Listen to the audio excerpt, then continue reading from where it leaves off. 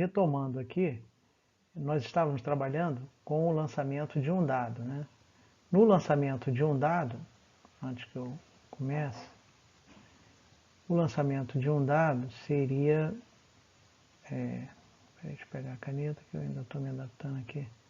Então vamos lá, o lançamento de um dado, qual seria o espaço amostral? Seria a ocorrência do número 1, 2, 3, 4, 5, 6, né? Essa seria a ocorrência dos... e o número 6. Bom, eu vou chamar de evento C a ocorrência de um número par. Então, esses números pares têm que sair do lançamento de um dado, que são esses que eu vou chamar de meu, que a gente já sabe, que é o espaço amostral, chamando da letra S. Depois eu vou ter um segundo evento, que é o evento da ocorrência de um número 3, do número múltiplo de 3. Então, quais seriam os múltiplos de 3? Seria o número 3 e o número 6, não é isso? Está aqui. Então, formei esses dois conjuntos aí. Agora, o próximo evento seria a ocorrência de um número par ou um número múltiplo de 3. Bom, aqui cabe uma recordação do primeiro ano que nós vimos. Quando a gente faz a união de dois conjuntos, a união de dois conjuntos são os elementos que pertencem ao primeiro ou ao segundo conjunto. Na verdade, a união ela é como se fosse a soma. Eu estou pegando todos os elementos, lembrando que o meu espaço amostral...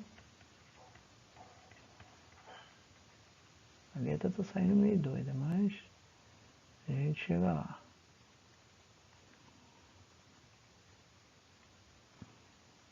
Ih, caramba, peraí. 4.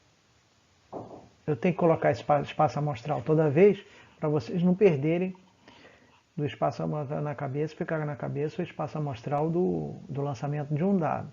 Então, se eu quero um evento que faça a união dos números pares com os números múltiplos de 3. Bom, dentro do meu espaço amostral, os números pares são 2, 4 e 6. E o número múltiplo de 3 seria o 3 e 6. A união seria, lembrando aqui que a união de dois conjuntos, no caso C, união com D, são os elementos que pertencem a C ou X pertence a D. Isso é a união, lembra disso? A gente representava isso em forma de diagrama. A união era toda essa parte achurada aqui, né? Pintada aqui. Então, a união vai ser o quê? Agora apareceu. 2, o 3, 4 e o 6. Fizemos a união. Então, a ocorrência de um número par ou número ímpar envolve aquele conceito da união de dois conjuntos. O evento F vai ser a ocorrência de um número par e, cuidado, e múltiplo de 3. Então aqui eu tenho duas coisas.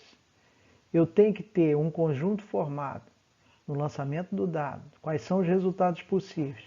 Que são a ocorrência de um número par, né? E número múltiplo de 3. Número múltiplo de 3 a gente já viu, 3 e 6. E número par, 2, 4, 6, que está aqui em cima. Mas qual seria, então, esse evento que contempla o número par e o número múltiplo de 3? Bom, isso aqui, recordando, vai ser, quando eu utilizo esta preposição e. O e, na matemática, ele significa que são os elementos que estejam no primeiro conjunto e no segundo conjunto ao mesmo tempo. Então, qual seria este elemento? Bom, a interseção, que é esse símbolo aqui, ela é formada, vou fazer a nossa recordação aqui, X pertence a C e X pertence a D ao mesmo tempo. Isso, quando nós estudávamos através dos diagramas, o C era esse, o D é esse. A parte do meio é a parte achurada, ou seja, que está nos dois elementos. Então, seria quem? O conjunto F. Um outro conjunto que vai me dar esse elemento aqui, que é o 6, porque é o único elemento que está ao mesmo tempo no primeiro conjunto e no segundo conjunto, certo? A interseção dos eventos, que é a interseção que a gente acabou de fazer aqui. Bom, a ocorrência de um número ímpar. Bom, a gente sabe que no lançamento de um dado, o meu espaço amostral, estou sempre repetindo, o meu espaço amostral são esses, mas a ocorrência de um número ímpar seriam os resultados. Ocorrer o número 3, o número 3 e o número 5. 1, 3 e 5, que está aqui. Esses eventos, faz uma observação, que os eventos C e H são chamados de eventos complementares. Observe que a interseção do C com o H é conjunto vazio. E quando ocorre isso, eu digo que esses eventos são complementares. Complementares por quê? Porque o C é o conjunto dos números pares e o H, o número ímpar, nunca vai ter uma interseção. Então, é um conjunto vazio. Nesse caso, a gente diz que são eventos complementares. Quando a interseção de dois eventos é o conjunto vazio, eles são chamados de eventos mutuamente exclusivos. Bom, essa é uma coisa muito importante no estudo da probabilidade. Eventos mutuamente exclusivos. A gente vai ver que mutuamente exclusiva é quando a ocorrência de um determinado evento ela ocorre e a de outro não ocorre. É um conceito importante. Bom, para finalizar aqui essa parte, seria a nossa definição de probabilidade. A probabilidade vai ser sempre um número representado pelo número de elementos do seu primeiro conjunto e dividido pelo número de elementos do seu espaço amostral.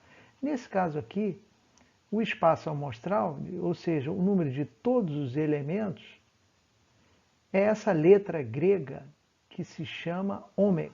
Ômega.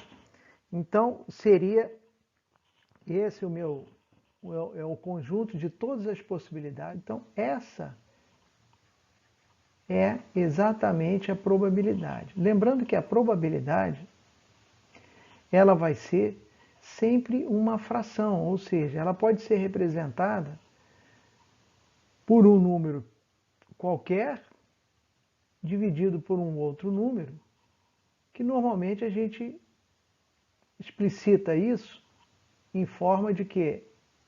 Porcentagem, né? Então, a probabilidade vai ser uma razão. Razão, quando a gente fala em razão, seria a divisão de um número pelo outro. Então, é o número de casos favoráveis sobre o número total de casos. Isso é que é a probabilidade de um determinado evento. Então, nesse caso aqui, eu tenho, vamos considerar esse exemplo aqui. Consideramos o exemplo aleatório do lançamento de uma moeda perfeita. Uma moeda perfeita significa aquela moeda que não é viciada, ela não tende para nenhum dos lados, ela cai certinha, ou para um ou para outro, sem tendência alguma. Calcule a probabilidade de sair cara. O espaço amostral aqui, pela letra ômega, ele está dizendo que do lançamento de uma moeda, você só pode ter dois resultados, ou cara ou coroa, certo? E o número do seu espaço amostral, de ocorrência desse espaço amostral, é 2, cara ou coroa. Então, o evento A, a probabilidade de sair cara. No nosso espaço amostral, você tem quantos elementos? 2. Está aqui embaixo. E aqui, você tem, eu marquei aqui, 2.